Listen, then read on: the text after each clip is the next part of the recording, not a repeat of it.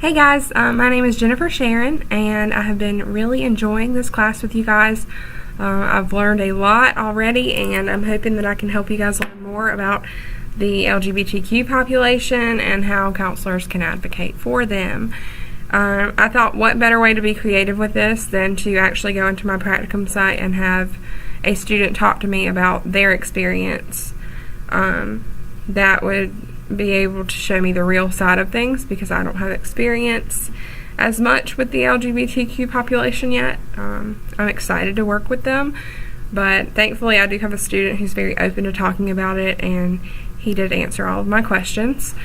So really, in a real aspect for him, the counselor has been the driving force in making accommodations for the student, and speaking with teachers to make sure they understand what he's going through. Surprisingly, my school, even being a rural school, has done a great job of accommodating for him and making sure he feels comfortable, making sure that he feels safe. So I'm very happy about that. However, not all schools are like my school. Not all schools are going to be that supportive, and that's just the real part of this. I was very thankful to find out that my school was supportive of the student, but I don't think that every school is going to be this great. So I did want to go over some of that stuff that we can do to help our students in the future. So first I want to go over some of the stuff that's outside of the school setting. I know that wasn't required, but I did want to just touch on that, and then I'll go into the school setting. So the first thing I wanted to talk about is, even if the school setting is perfect, if the families do not support that student, that can be enough to really hurt that student's self-esteem, and really hurt their success of the transition. So as counselors, we may need to speak with the family and kind of try to explain where the student's at, try to explain what the student's experiencing so that the family can relate better. Also, something that I've noticed is that rural areas, and this kind of goes along with the school system, rural areas do not have the resources for LGBTQ people as much as more city areas. So I find this to be a problem because, the school counselor doesn't have anyone to reach out to if they're not knowledgeable about this area, meaning we need to be more knowledgeable.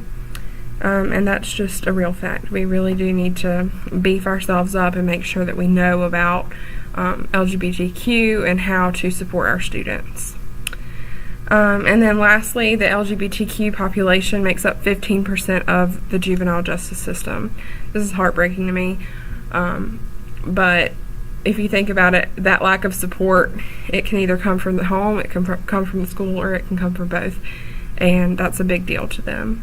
They need all the support they can get, and it's very important that we make sure to accommodate and make them have a safe space. Goodness.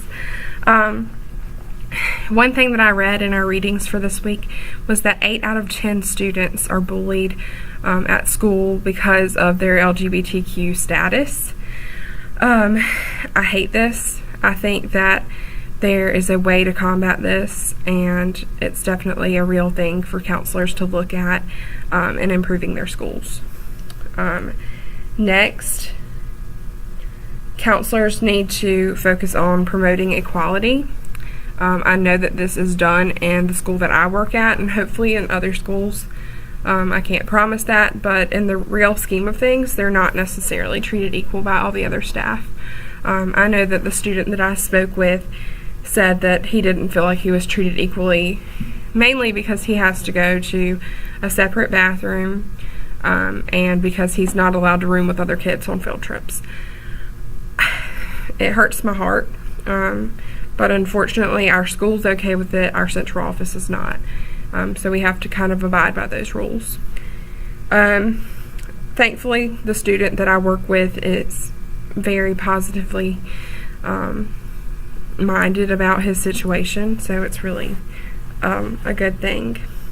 And then, despite there being many supportive staff members, there's also your old-fashioned staff members, and my student was telling me about kind of his struggles with having to deal with faculty members that didn't understand what he was doing with his life and what his options, what his choices were.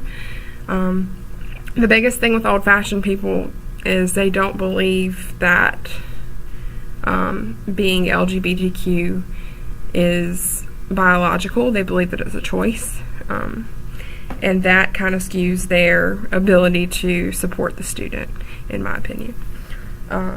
My student has had issues with some of the older staff members simply because they don't understand, and I think that is very important to educate staff members.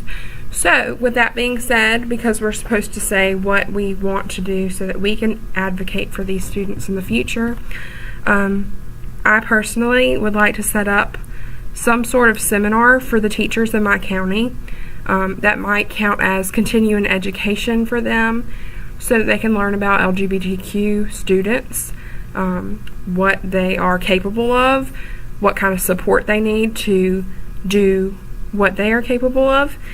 And I want all of the teachers to know, all the staff to know how to create that safe space for our students. So I think this would be a really cool plan to implement, and I think that educating teachers and educating students is the biggest thing that we can do for our LGBTQ students right now. So I hope you guys have a great week, and I can't wait to read your comments. Bye.